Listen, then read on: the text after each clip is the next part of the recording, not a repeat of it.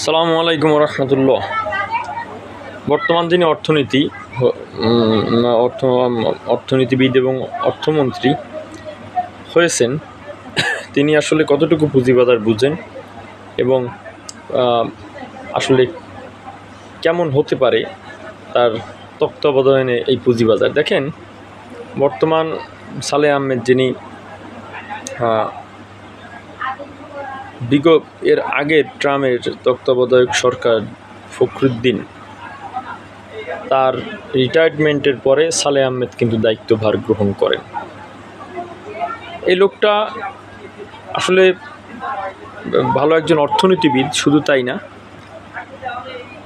আমার মনে হয় যে বাংলাদেশে যত অর্থমন্ত্রী এসেছে সাইফুর রহমানের পরে, বিএনপির যিনি অর্থমন্ত্রী ছিল, তারপরে যতগুলি অর্থমন্ত্রী এসেছে, সবচেয়ে বেস্ট অর্থমন্ত্রী হলো সালেহ আহমেদ। যদি অর্থ উপদেষ্টা মানে মন্ত্রীর সমান তার পাওয়ার, সেইখানে বলতেছি, যদি সাইফুর রহমানের পরে, সাইফুর রহমান অনেক বড় একজন অর্থনীতিবিদ ছিল, তার সময় পুঁজিবাজারও কিন্তু অনেক ভালো ছিল।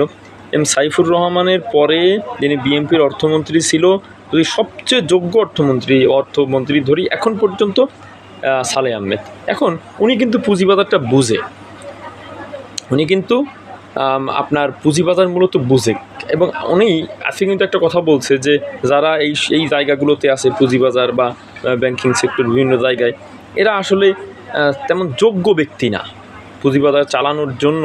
এরা যোগ্য ব্যক্তি না, অযোগ্য ব্যক্তিদেরকে এই পুঁজিবাজার চালানোর জন্য, বিভিন্ন ফিনান্সিয়াল সেক্টর চালানোর জন্য অযোগ্য ব্যক্তিদেরকে, যোগ্যতা না থাকা সত্ত্বেও দলীয়করণ করে অযোগ্য ব্যক্তিদেরকে বসিয়েছিল, যারা ওই আপনার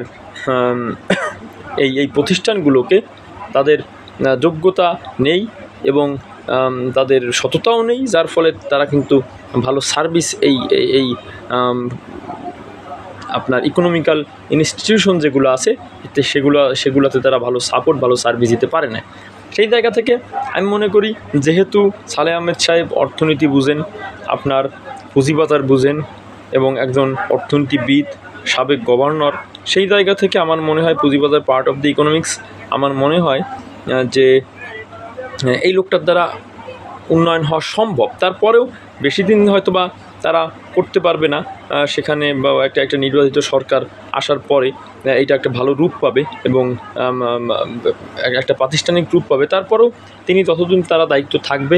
আমি মনে করি যে তিনি বুঝেন, এখন তার বুঝটা দিয়ে, তার দক্ষতা দিয়ে যদি পুঁজিবাজারের দিকে একটু সময় দেন, তাহলে বিনিয়োগকারীদের কল্যাণ হবে এবং পুঁজিবাজারটাও সেখানে ভালো হবে, আমি মনে করি। আসসালামু আলাইকুম রহমতুল্লাহ।